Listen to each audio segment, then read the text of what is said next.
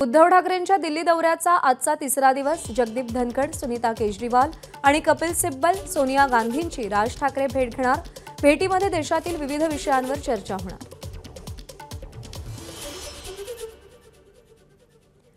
महाराष्ट्र, हरियाणा आणि झारखंड विधानसभांच्या निवडणुका जाहीर होण्याआधीच भाजप आपल्या उमेदवारांची घोषणा करणार असल्याची सूत्रांची माहिती. महाराष्ट्रात 30 ते 40 उमेदवारांची पहिली यादी जाहीर होण्याची शक्यता. सरकारी योजनांच्या प्रचारासाठी योजनादूत. सरकारी योजनांच्या प्रचारासाठी 50,000 तरुणांची नेमणूक करणार. तरुणांना रोजगार उपलब्ध होणार.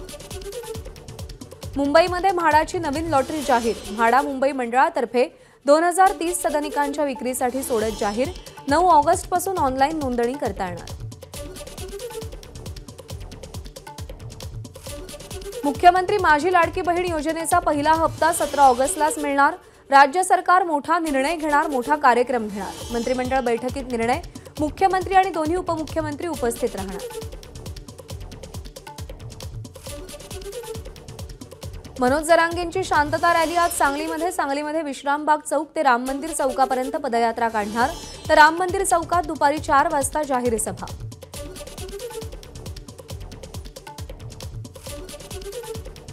मनसे प्रमुख राज ठाकरे 2 दिवसांच्या हिंगोली जिल्हा दौऱ्यावर. विविध मान्यवरांच्या आणि जिल्ह्यातील पदाधिकाऱ्यांच्या भेटी घेणार. नांदेडमध्ये राज ठाकरेंच्या सुरक्षेत वाढ. राज ठाकरेंच्या मुक्कामाच्या ठिकाणी सुरक्षा व्यवस्था वाढवण्यात आली आहे. राष्ट्रवादीच्या जनसन्मान यात्रेच्या नाशिकच्या दिंडोरी विधानसभा मतदारसंघातून शुभारंभ होणार. राष्ट्रवादी काँग्रेसचे प्रमुख पदाधिकारी आणि मंत्र्यांची उपस्थिती असेल.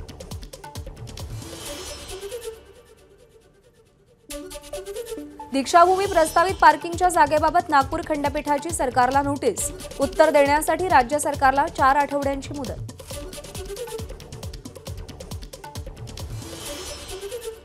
विधानसभा निवडणुकीच्या पार्श्वभूमीवर कोणालाही पक्षात प्रवेश देऊ नये या मुद्द्यावर काँग्रेसच्या बैठकीत वादावादी. पक्षाचे नेते BR कदम आणि बालाजी चव्हाण यांच्यात बैठकीत वाद.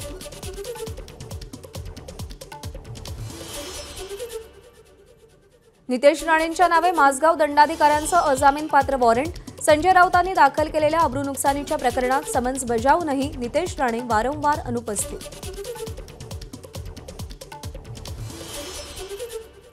संसदेच्या पावसाळी अधिवेशनाचा आज 14वा दिवस. वक्फ बोर्डातील सुधारणांबाबत सरकारच्या विधेयकाची प्रत आज संसदेत मांडणार.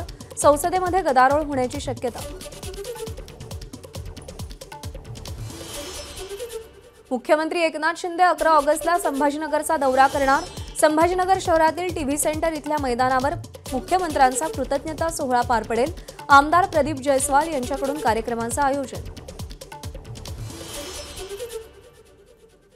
महाविकास आघाडीच्या प्रमुख पदाधिकाऱ्यांचा 16 ऑगस्टला मुंबईमध्ये मेळावा. उद्धव ठाकरे, शरद पवार, नाना पटोले कार्यकर्त्यांना मार्गदर्शन करणार.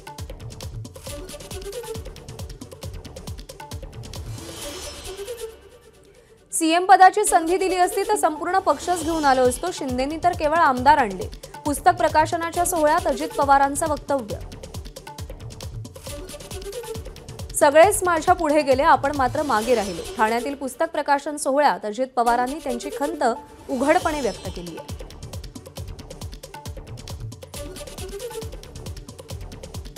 अजित पवार आणि आपण जो 72 तासांच्या सरकारचा रेकॉर्ड केला तो रेकॉर्ड कोणीही मोडू शकत नाही. पुस्तक प्रकाशन सोहळ्यात फडणवीसांची टोलेबाजी.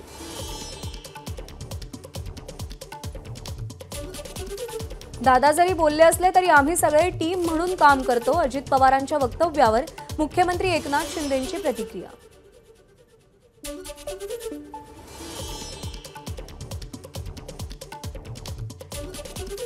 योद्धा कर्मयोगी हे पुस्तक लिहिण्याएवढा मी मोठा नाही. आपण एक कार्यकर्ता आहोत. चरित्र ग्रंथावर मुख्यमंत्री एकनाथ शिंदे यांची प्रतिक्रिया. टोमणे बहादर उद्धव ठाकरे गल्लीतलं भांडण मिटवू शकत नाहीत आणि ते पंतप्रधान मोदींबद्दल बोलतायत. उद्धव ठाकरेंनी पंतप्रधानांवर केलेल्या वक्तव्यावर प्रसाद लाड यांची टीका. मुंबईतील सेंट जॉर्ज रुग्णालयात कर्मचाऱ्याच्या मृत्यूप्रकरणी 2 डॉक्टर्सवर निलंबनाची कारवाई. वेळेवर उपचार न मिळाल्यानं कर्मचाऱ्याचा मृत्यू झाल्याचा आरोप. सेंट जॉर्ज रुग्णालयातील घटनेप्रकरणी आज दुपारी 12 वाजता विधिमंडळात बैठक होणार। वैद्यकीय शिक्षण मंत्री हसन मुश्रीफ आणि महत्त्वाचे अधिकारी उपस्थित असतील। सीसीटीव्ही फुटेज तपासून कठोर कारवाई करण्याचे पोलिसांना आदेश। हॉस्पिटलमध्ये अनेक गैरव्यवहार झाल्याचं समोर गैरव्यवहार प्रकरणांचा तपास करू। झालेल्या प्रकरणी पुराव्याशी छेडछाड होऊ नये म्हणून रुग्णालय अधीक्षक, वैद्यकीय अधिकारी यांना रुग्णालयाच्या सेवेतून बाजूला ठेवलं जाईल। विधानसभा अध्यक्ष राहुल नार्वेकर यांची माहिती। पूजा खेडकर यांचे वडील दिलीप खेडकर यांच्या विरोधात तक्रार दाखल। पुणे जिल्हाधिकारी कार्यालयात पूजा खेडकरांना स्वतंत्र केबिन मिळावी यासाठी तहसीलदारांना धमकावल्याचा आरोप। 9 ऑगस्ट पासून राज्यामध्ये हर घर तिरंगा अभियान, 2.5 कोटी घरांवर तिरंगा फडकवणार। राज्य मंत्रिमंडळाच्या बैठकीत निर्णय, 13, 14 आणि 15 ऑगस्टला घरोघरी तिरंगा फडकवला जाईल। विना परवानगी झाड तोडल्यास आता 50,000 दंड वसूल करण्याचा राज्य मंत्रिमंडळ बैठकीत निर्णय। सध्या 1,000 रुपये दंडाची तरतूद। शेतकरी आत्महत्याग्रस्त जिल्ह्यांमध्ये मोठ्या प्रमाणावर सिंचन करणार। राज्य मंत्रिमंडळाच्या बैठकीत निर्णय, राज्यामध्ये 4.25 लाख हेक्टर क्षेत्राचं सिंचन।